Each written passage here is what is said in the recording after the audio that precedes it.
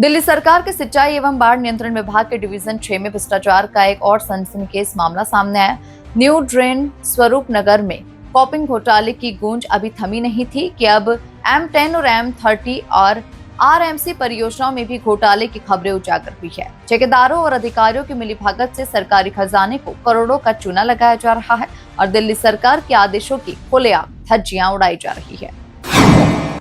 सूत्रों के अनुसार डिवीजन 6 में ठेकेदारों और अधिकारियों ने मिलकर न केवल फर्जी दस्तावेजों के जरिए भुगतान हड़पे, बल्कि काम को कागजों पर पूरा दिखाकर भारी रकम निकाल दी गई। वहीं न्यू ड्रेन स्वरूप नगर में कॉपिंग घोटाले में पहले ही अनियमितताएं सामने आ चुकी थी, जहां बिना काम किए ठेकेदारों को भुगतान कर दिया गया। अब M10 और M30 तथा RMC परियोजनाओं में भी यही कहानी दोहराई जा रही है। जांच में पता चला है कि अधिकारियों ने भले ही कार्यक्षेत्र बदल दिए, लेकिन ठेकेदारों के पुराने कामों को अपरिवर्तित रखा, जिससे भ्रष्टाचार का ये खेल बेरोक टोक चलता रहे।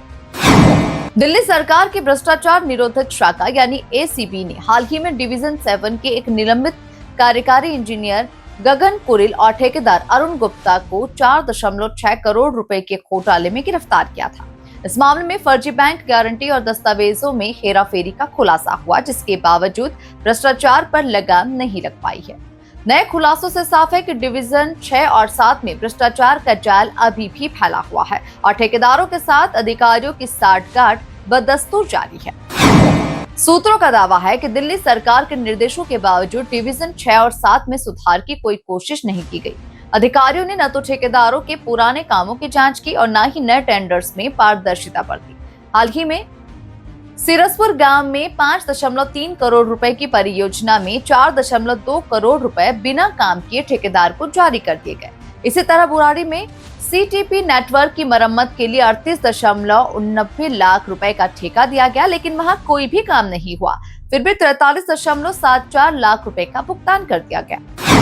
नागरिकों और स्थानीय नेताओं ने इस भ्रष्टाचार का कड़ा रुख अपनाया है। उनका कहना है कि बाढ़ नियंत्रण जैसे महत्वपूर्ण विभाग में इस तरह की धांधली न केवल सरकारी धन की बर्बादी है, बल्कि दिल्ली की जनता की सुरक्षा के साथ भी खिलवाड़ है। जनता अब सरकार से सख्त कार्रवाई की मांग कर रही है, ताकि दोषियों को कठोर सजा मिले और भविष्य में ऐसे घोटालों पर रोक लग सके। हैरानी की बात यह रही कि इतने बड़े पैमाने पर हो रहे घोटालों के बावजूद दिल्ली सरकार की ओर से कोई भी ठोस कदम नहीं उठाया गया। ACB की कार्रवाई के बाद भी विभाग में सुधार की कोई संकेत जो है वो दिखाई नहीं दे रहे। सवाल ये उठता है कि क्या सरकार इस भ्रष्टाचार को रोकने में गंभीर है या ये सब केवल कागजी कार्रवाई तक ही सीमित रह जाएगा। विशेषज्ञों का मानना है कि डिवीजन 6 में भ्रष्टाचार की जड़ें गहरी है। इसे खत्म करने के लिए न केवल कठोर कार्रवाई की जरूरत है, बल्कि टेंडर प्रक्रिया में पारदर्शिता और जवाबदेही सुनिश्चित करना होगी। ACB ने अपनी जांच जारी रखने की बात कही है और संभावना है कि जल्द ही ये लोग इस घोटाले के दायरे में आ जाएंगे। दिल्ली की जनता को इंतजार है कि सरकार इस पूरे मामले में कितनी गंभीरता दिखाती है और क्या भ्रष्टाचार के सिलसिले को रोका जा सकेगा।